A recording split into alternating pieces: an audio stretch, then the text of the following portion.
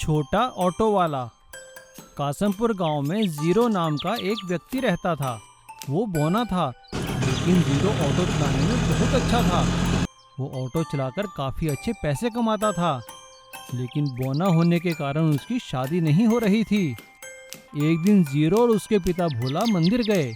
Zero के हाथ मंदिर की घंटी तक नहीं पहुंच रहे थे।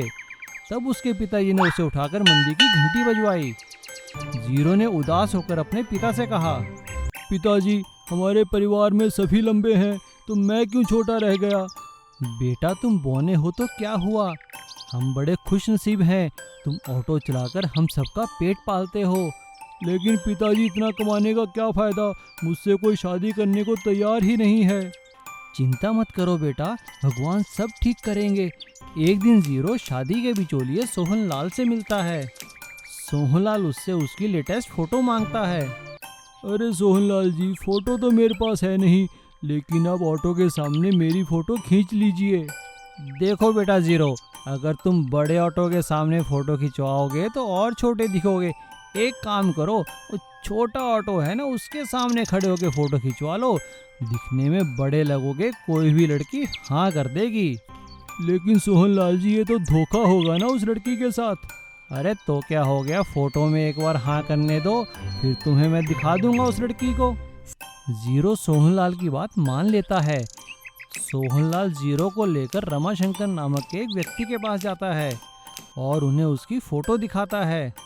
रमाशंकर फ़ोटो देखकर जीरो को अपनी बेटी के लिए पसंद कर लेता है और सोहनलाल से लड़का दिखाने के लिए कहता है। हाँ रमाशंकर जी, मैं लड़के को साथ लेकर आया हूँ। जीरो बेटा, जरा सामने तो आना। रमाशंकर जीरो को देखकर गुस्से हो जाता है। सोहनलाल, ये तो बोना है, तुमने मुझसे झूठ कहा।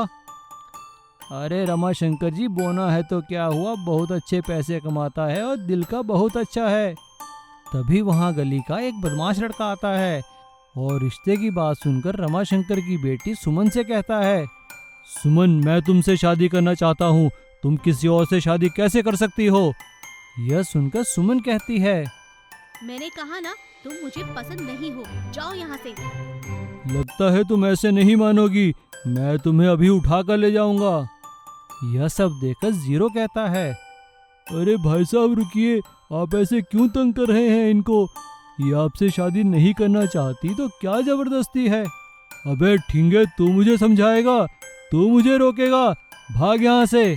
यह सुनकर जीरो को गुस्सा आ जाता है और वह एक छलांग लगाकर उस गुंडे के गर्दन से लिपट जाता है और उसकी खूब पिटाई करता है और उसे नीचे गिरा देता है। मार खाकर वो गुंडा वहाँ से भाग जाता है। चलिए सोहनलाल जी, यहाँ से चलते हैं, हमें अपनी और बेइज्जती नहीं करवानी अब। जीरो को जाता देख सुमन अपने पिता से कहती है, पिताजी, इन्होंने उस परिवार की रक्षा की है जिन्होंने उनका अपमान किया, तो सोचो ये मेरी कितनी रक्षा करेंगे। मैं इन्हीं से शादी करूंगी पिताजी। और फिर दोनों परिवारों की मर्जी से सुमन और जीरो की शादी हो जाती है और वो दोनों खुशी खुशी रहने लगते हैं। कई साल पहले निजामपुर गांव में दो दोस्त रहते थे। एक का नाम था भीमा और एक का नाम था बबलू। उन दोनों को फिल्म में एक्टिंग करने का बहुत शौक था। काफी मेहनत करने के बाद दोनों को एक फिल्म में एक्टिंग करने का मौका मिला। उस फिल्म की शूटिंग हो रही थी। एक बड़ी सी मछली लोगों के पीछे भाग रही थी। तभी डायरेक्टर ने कट और ओके शॉट का इशारा दिया और लंच ब्रेक के लिए कहा। मछली के अंदर से भीमा और बबलू बाहर निकले। यार बबलू, हम लोग तो यहाँ हीरो बनने के लिए आए थे, लेकिन इसने हमें कहाँ फंसा दिया, क्या रोल दिया है हमें। हाँ भीमा, ऐसा तो हमने कभी सोचा ही नहीं था कि हमें खिलौना मछली को चलाएंगे। तुम ठीक कहते हो, जल्दी चलो वरना कैंटीन में खाना भी खत्म हो जाएगा। तभी मछली को देखकर भीमा बोलता है, यार बबलू, मेरे मन में एक आइडिया आया है। वह बबलू के कान में कुछ कहता है। वो दोनों रात को मौका पाकर खिलौना मछली को चुरा लेते हैं और उसे लेकर समुद्र के अंदर चले जाते हैं। समुद्र के अंदर इतनी बड़ी मछली को देखकर नाव वाले घबराने लगते हैं। मैं तुम्हें खा जाऊंगी। बचना चाहते हो तो तुम्हारे पास जो भी है सब मेरे मुंह में डाल दो। हे मछली रानी, मुझे मत मारो, ये लो, ये मैं तुम्हारे मुंह में डालता हूँ। ऐसा कहकर नाव वाला जितने भी उसके पास पैसे होते हैं मछली के मुंह में डाल देता है। वो सारे पैसे मछली के अंदर बैठे भीमा और बबलू को मिल जाते हैं। दोनों खुश हो जाते हैं। देखा बबलू, मैं ना कहता था कमाई करने का इससे अच्छा जरिया नहीं हो सकता। हाँ यार भीमा, लेकिन बहुत भूख लगी है, क्या करें। वो देख बबलू, एक और नाव, चलो वहाँ चलते हैं। वो दोनों मछली को चलाकर उस नाव के पास लेकर जाते हैं। तुम मछुआरों ने हम मछलियों को बहुत सताया है, अब हमारी बारी है।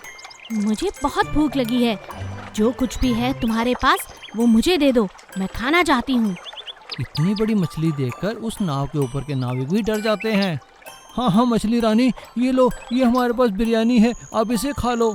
और वह नाव वाले नाविक अपनी सारी बिरयानी उस मछली के मुंह में डाल देते हैं, जिसे अंदर बैठे भीमा और बबलू बड़े मजे से खाते हैं।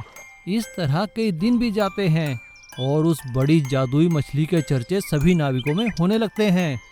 इस बात का पता एक बहादुर मछुआरे विक्रम सिंह को लगता है। वह अपनी नाव लेकर समुद्र में जाता है। तुम खुद को बहुत होशियार समझते हो ना, मैं तुम्हें नहीं छोड़ूंगी। जल्दी मुझे कुछ खाने को दो, नहीं तो तुम्हें खा जाऊंगी।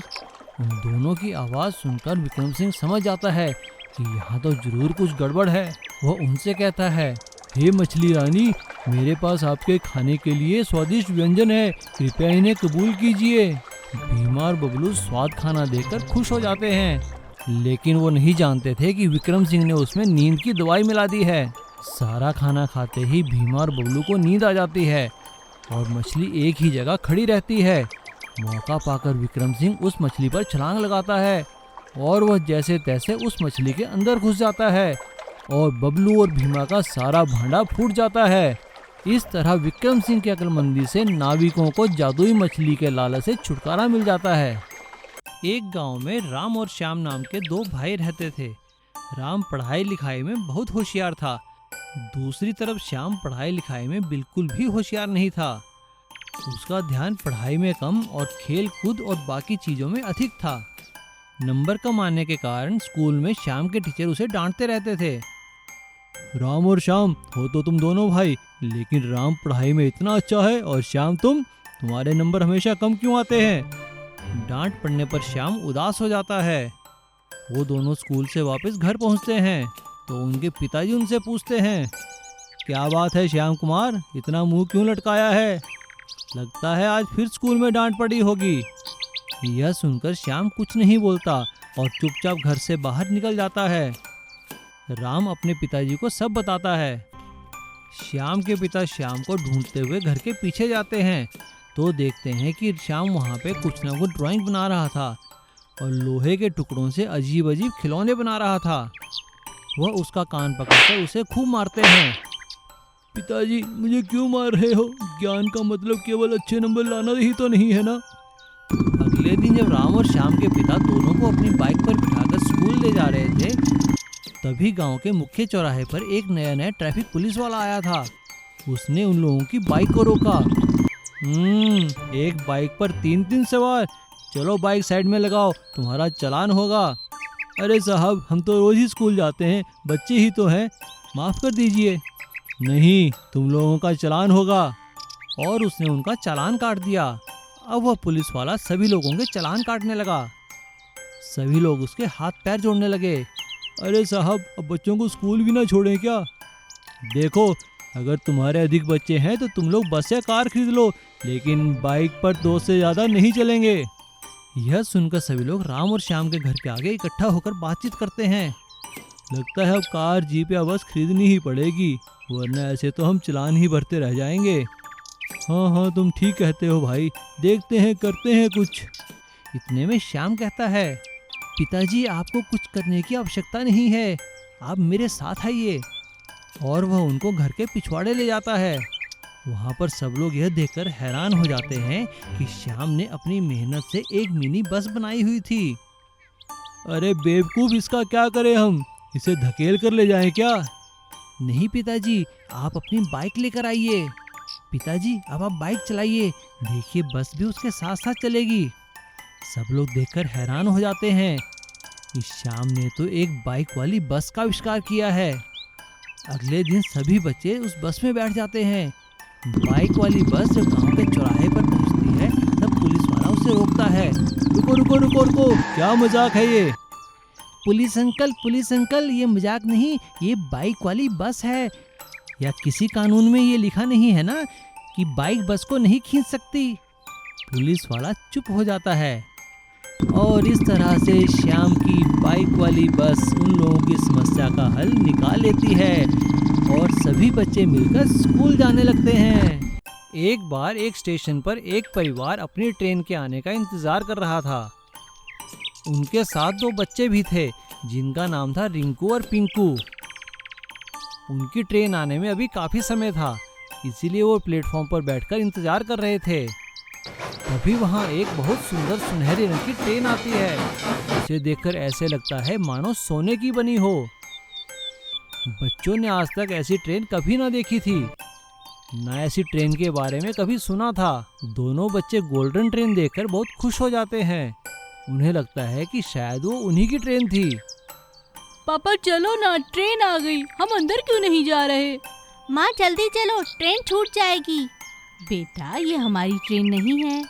लेकिन बच्चे तो ठहरे नादान, वो उस ट्रेन पर चढ़ने की जिद कर बैठते हैं। पापा हमें गोल्डन ट्रेन देखनी है गोल्डन ट्रेन। हाँ पापा हमें गोल्डन ट्रेन दिखाओ ना। ट्रेन वहाँ काफी देर तक रुकती है, तो उनके पापा सोचते हैं कि उन्हें ट्रेन को अंदर से दिखा देता हूँ। ठीक है बेटा, आओ मैं तुम्हें गोल्डन ट्रेन दिखा देता हूँ। बच्चे खुशी के मारे पापा की उंगली थामे ट्रेन की ओर बढ़ने लगते हैं। लेकिन जैसे ही वो ट्रेन में अंदर जाने लगते हैं, ट्रेन के दरवाजे पर खड़ा गार्ड उन्हें फटकार देता है। अरे अरे अरे, कहाँ चले जनाब? टिकट है क्या आपके पास? अरे नहीं भाई साहब, हमारे पास इस ट्रेन का टिकट नहीं है, हमारी तो दूसरी ट्रेन है। मैं तो बस बच्चों को ट्रेन दिखाने जा रहा था। गोल्डन ट्रेन है ना, बच्चे खुश हो जाएंगे। क्या कहा, टिकट नहीं है? आप अंदर नहीं जा सकते, आपको दिखाई नहीं देता ये गोल्डन ट्रेन है, अमीर लोगों की ट्रेन है, आप इस पर नहीं चढ़ सकते। जाओ भागो यहाँ से। दोनों बच्चे और पापा उदास हो जाते हैं और वापस आकर बेंच पर बैठ जाते हैं। लेकिन पास ही में खड़ा एक यात्री ये देख रहा था, वो उसी गोल्डन ट्रेन का पैसेंजर था। ट्रेन को जाने में अभी काफी समय था।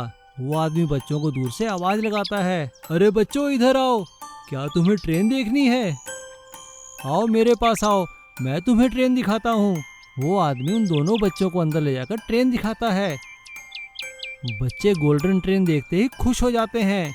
अंदर से उस ट्रेन की बनावट बहुत सुंदर थी। सुंदर कुर्सियाँ, पंखे और सब कुछ गोल्डन थे। रिंकू और पिंकू के पापा उन यात्री का धन्यवाद करते हैं। भाई साहब आपका बहुत बहुत शुक्रिया, आपने मेरे बच्चों की इच्छा पूरी की। बच्चों को खुश देखकर मुझे बहुत अच्छा लगा। अरे नहीं नहीं भाई साहब, धन्यवाद की क्या बात है, बच्चे तो बच्चे ही होते हैं, क्या आपके और क्या मेरे।